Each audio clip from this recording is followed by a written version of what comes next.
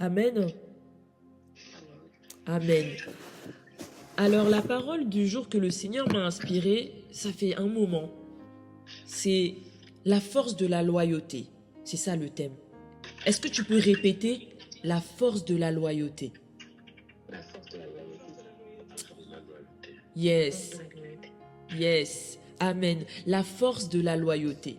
C'est quand même fort comme thème. Alors, c'est une question que je pose, mais j'attends pas forcément une réponse.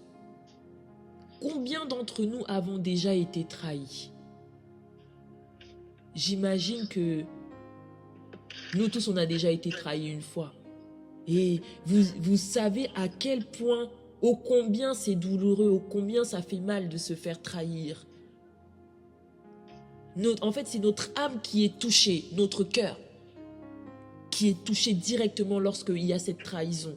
C'est comme une épée qu'on te met dans le cœur. Ça fait mal. Comme une épine que tu as dans le pied. Tu as déjà eu un bout de verre dans ton pied, j'en suis sûre. Tu vois à quel point ça fait mal. Donc tu comprends cette douleur. Maintenant, c'est ton cœur qui subit cela. Et cette blessure, en fait, de trahison, ça peut en fait te pousser à rejeter l'autre violemment. Ça peut te pousser à rejeter les autres. Parce que tu as tellement mal que tu ne veux personne à tes côtés. La blessure de la trahison. Et c'est cette blessure en fait qui a poussé même Dieu à rejeter loin de lui Lucifer devenu diable. En raison de cet acte de rébellion. Parce que la trahison, ça peut être vu aussi comme de la rébellion. Le diable, il s'est rebellé dans les cieux. Il s'est dit que moi, je veux être au-dessus de Dieu. Et il a créé tout un groupe avec lui. Il ne voulait pas y aller seul. Il a créé tout un groupe. Il a monté des gens contre Dieu. Imaginez la douleur de Dieu. Ouh, la trahison. La trahison. Et pourtant, Dieu avait tellement investi en Lucifer. Il était l'ange de la musique. Imaginez la blessure. La trahison. Le manque de loyauté. Et quand on parle de trahison, c'est à partir du moment où justement la loyauté elle a été brisée, comme j'ai donné l'exemple du diable. Et le dictionnaire définit la loyauté comme suit. Fidélité de quelqu'un à l'égard de quelqu'un ou quelque chose qui se manifeste par le respect d'engagements, de règles et d'honneurs. Et d'après la Bible, la loyauté en fait, c'est l'obéissance à des principes et l'amour désintéressé envers le Créateur. Donc en somme, lorsqu'on rassemble ces deux définitions, la loyauté en fait, ça implique l'obéissance aux principes divins, l'obéissance envers les autres et l'obéissance envers notre appel, et ce peu importe les circonstances. Donc maintenant, pour ceux qui écrivent, on va se demander maintenant ce soir, en quoi la loyauté en fait nous rapproche-t-elle de Dieu et fortifie-t-elle nos relations? Ça c'est la question qu'on se pose. Et on va développer 3 points pour répondre à cette question. Alors, le premier point, c'est la loyauté envers Dieu comme fondement de notre foi. Alors, nous allons lire le Proverbe 3, du verset 3 au verset 4. Si la sœur Alizée, elle peut lire Proverbe 3, verset 3 au verset 4. Alors, je lis au nom du Seigneur Jésus-Christ. Amen. Sois toujours bon et fidèle. Attache ces qualités à ton cou. Écris-les sur ton cœur. Alors Dieu et les hommes t'aimeront et tu réussiras. Amen, amen, amen. Merci beaucoup, Alizée. Moi, j'aime bien comparer les versions. Là, je vais lire une autre version. J'aime bien comparer les versions parce que ça enrichit encore mon propos. Il y a une version qui dit que la fidélité et la loyauté ne t'abandonnent pas. Attache-les à ton cou, écris-les sur la tablette de ton cœur, tu trouveras ainsi grâce et bon sens aux yeux de Dieu et des humains. Dans la version que la sœur Alizée a lue, on parlait de bonté. Et là on dit fidélité et loyauté. Donc il y a cet aspect que quand tu es fidèle, quand on dit qu'une personne est loyale ou fidèle, c'est une bonne personne. Alors, là on a dit, dans ma version, on dit que la fidélité et la loyauté, mais pourtant, ce sont des synonymes. Pourquoi les mettre dans une même phrase? C'est qu'il y a une différence entre les deux termes quand même. Alors, la fidélité, c'est quoi? C'est la constance dans l'engagement, le respect des promesses et le dévouement. Et en fait, la fidélité, ça implique les sentiments. Donc tu es fidèle à une personne parce que tu l'aimes. Comme on dit qu'un mari est fidèle à sa femme et vice-versa. Parce qu'il y a cet aspect d'amour. La loyauté maintenant, c'est un peu préparé, mais il y a une nuance.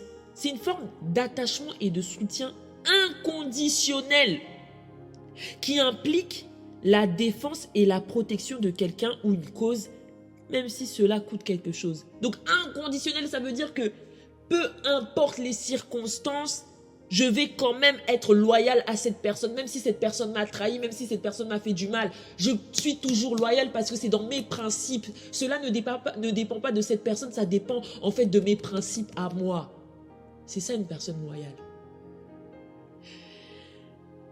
Et en fait, la loyauté, ça implique aussi des actions concrètes. Tu ne vas pas être loyal uniquement dans les paroles. Comme on dit, on n'aime pas qu'en parole, mais avec des actes. Et en fait, le Seigneur, au travers de ce verset, il nous dit que ce sont deux qualités à détenir chez le chrétien. Ici, ça nous indique qu'une personne qui respecte ces deux principes sera bénie de Dieu et des hommes.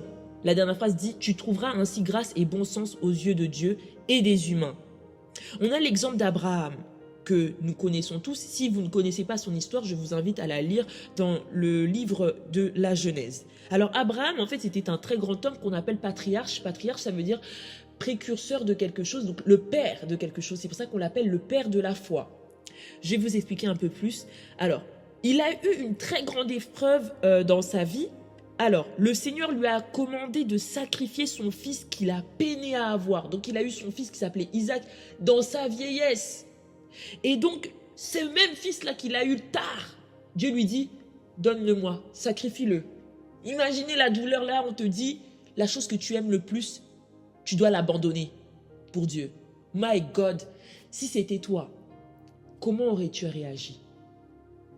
Abraham, lui, il n'a pas hésité une seconde, bien que ça lui faisait mal, parce que sacrifier son fils, il n'a pas hésité une seule seconde. Comme le Seigneur a vu son acte de foi et sa loyauté, il a dit non, lui il m'est vraiment loyal. Il lui a dit stop, ne tue pas ton fils. C'était juste pour te tester. Tiens, voici l'animal que tu devras sacrifier à sa place. C'était juste pour tester la fidélité, la loyauté d'Abraham. Comment toi, est-ce que tu démontres ta loyauté envers Dieu?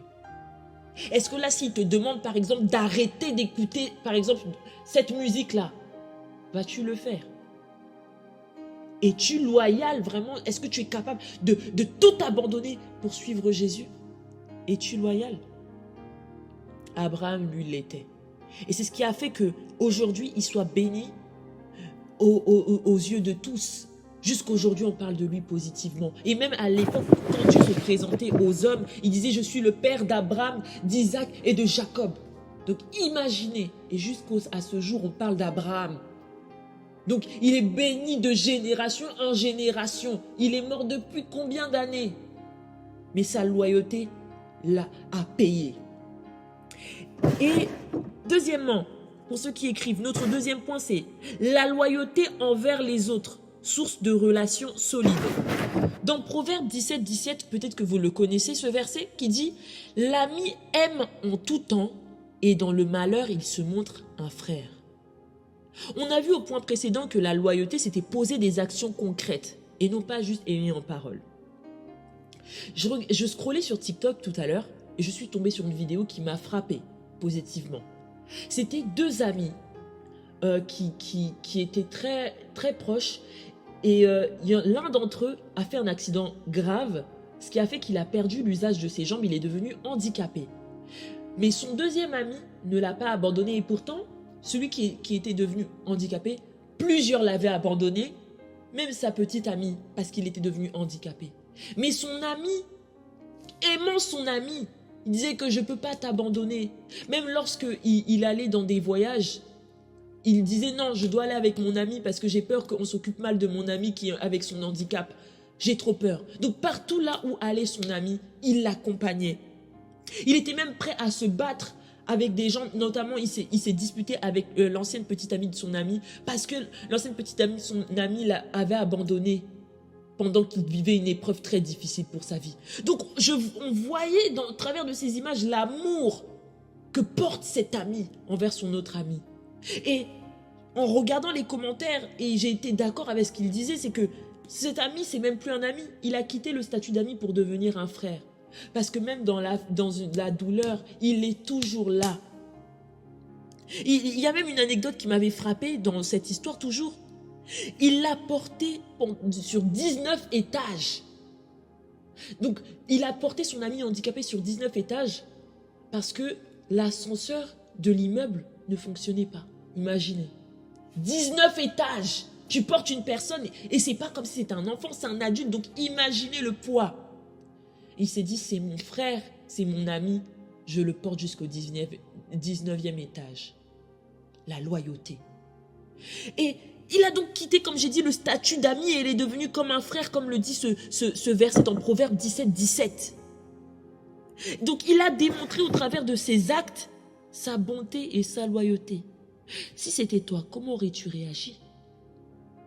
Est-ce que tu es capable également de tout pour ton ami? Quand je parle d'amis, ce n'est pas juste des amis, etc. Ça peut être un membre de ta famille. Ça peut même être ton pasteur. Est-ce que tu es réellement loyal? Est-ce que tu es prêt à poser des actions concrètes pour montrer que tu es loyal? Comme l'a fait ce jeune homme. Est-ce que tu es prêt à soutenir et à défendre tes amis? Même lorsqu'on dit du mal d'eux, même lorsqu'ils ne sont pas présents. Est-ce que tu es prêt ou toi tu mets seulement ton oreille, tu écoutes ce qu'on dit du mal de ton ami? Ou tu es prêt même à le défendre, même à te prendre des coups parce que c'est ton ami? Est-ce que tu es prêt à cela? C'est ça la notion du brillons ensemble qu'on répète à chaque fois à Live Worship. Brillons ensemble, c'est pas juste dans les bons moments, dans les bons événements. Brillons ensemble, ça veut dire que tu es même capable de te brûler pour que l'autre brille. Quand on allume des bougies, on allume une première bougie sur un gâteau d'anniversaire et pour que les autres bougies s'allument, on n'utilise plus l'allumette. On commence à utiliser maintenant la bougie, la toute première qu'on avait allumée. Donc c'est elle qui a le plus brûlé, c'est elle qui s'est fait le plus mal. Et c'est cette même bougie qu'on utilise pour allumer les autres. Est-ce que toi tu es capable de te brûler pour que les autres brillent? Est-ce que tu es capable? Est-ce que tu es loyal? Brillons ensemble. C'est accepter de se brûler pour que l'autre brille. La loyauté. Troisième point. Maintenant, la loyauté dans l'appel de Dieu. 1 Corinthiens, verset 4, du verset 1 à 2 nous dit ceci. Ainsi qu'on nous regarde comme des serviteurs de Christ et des dispensateurs des mystères de Dieu. Du reste, ce qu'on demande des dispensateurs, c'est que chacun soit trouvé fidèle. Alors, il y a un mot peut-être qu'on ne comprend pas. Le terme dispensateur, en fait, ça veut simplement dire celui qui distribue. Celui qui distribue, donc en l'occurrence ici, ce sont des personnes en fait qui propagent l'évangile de Christ. Donc, ce verset nous dit simplement que, du reste, ce qu'on demande des dispensateurs, c'est que chacun soit trouvé fidèle. C'est-à-dire que le Seigneur, il veut te voir toujours à ton poste, même si c'est difficile. Il veut te voir à ton poste toujours, que ce soit dans ton business, que ce soit à l'école, que ce soit dans ton église. Et reste à ton poste en train de servir. Parce qu'à partir du moment où tu as commencé un truc, sers. C'est difficile, tu vas vivre des coups parce que la vie chrétienne, je ne vous l'apprends pas. Hein. La vie chrétienne, c'est difficile. C'est très, très, très, très difficile, très douloureux. Tu verses des larmes.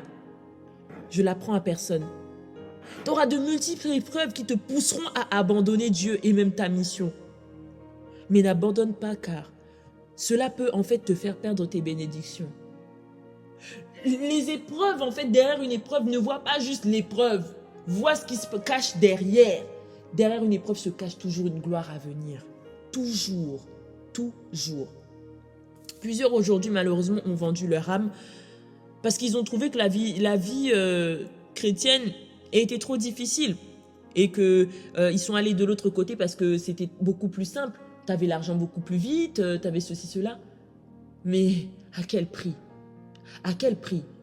Parce que là, ils veulent rapide pour ici. Mais maintenant, pour leur lendemain, ça sera comment? Ils vont brûler éternellement.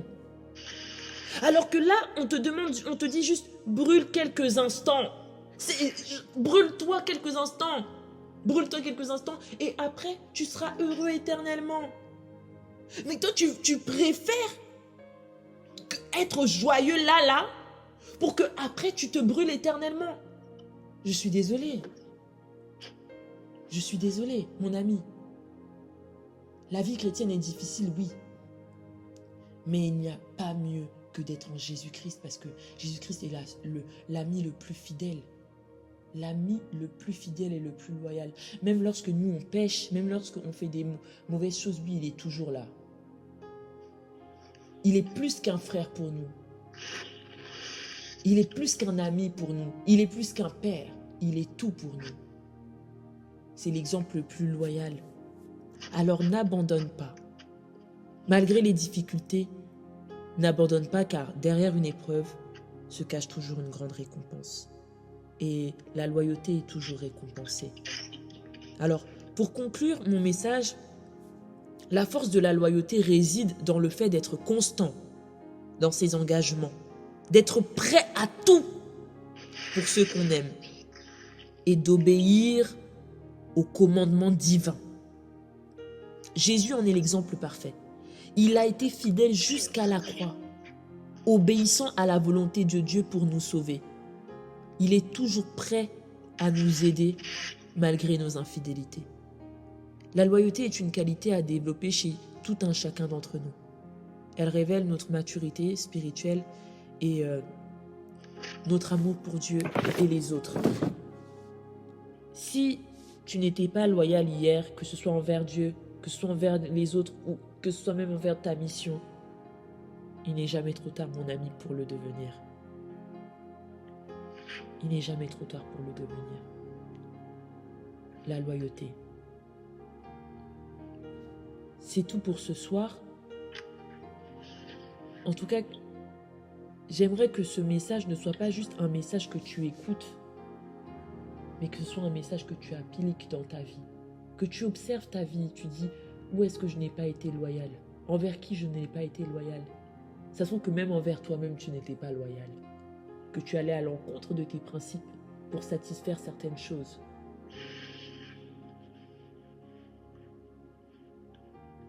Amen. Oui. Amen.